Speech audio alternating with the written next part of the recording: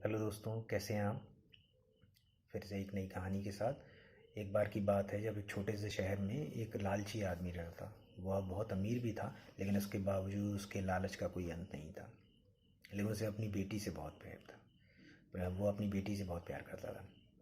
एक बार की बात है, वो जंगल से जा रहा था तो उसे एक परी दिखाई दी। वह परी के निकट गया तो उसने देखा कि परी जो है परी के बाल जो है पेड़ की शाखाओं में फंस गए हैं। तो उसने उसकी मदद की और उसे उससे आज़ाद कराया।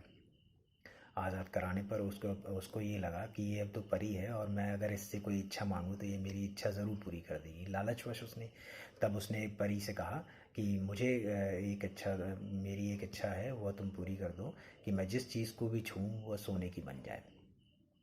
और परी ने उसकी वह इच्छा पूरी कर दी। वो बहुत खुश था और वो अपने घर में जाने के लिए बहुत उत्सुक था और अपनी पत्नी को और बेटी को बताने के लिए वह जिस रास्ते से जा रहा था और सोना जो भी उसने पत्थर या कोई भी चीज़ छोड़ी वह सोने की बनती जा रही थी।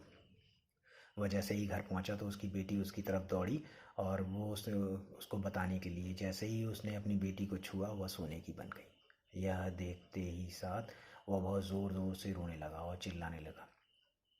उसने बहुत कोशिश की कि वह उसकी लड़की ठीक हो जाए, लेकिन इसके लिए उसने परी को खोजने की बहुत कोशिश की, लेकिन परी उसे मिली नहीं। और अंत में वह उस लालच के कारण बहुत पछताया। इससे हमें यही सीख मिलती है कि कभी भी हमें आवश्यकता से अधिक लालच नहीं करना चाहिए। कहानी कैसी लगी आप सबको ज़रूर बताइएगा और सब्सक्राइब ज़रूर कीजिएगा। धन्यवाद। मिलते हैं फिर नई कहानी के साथ।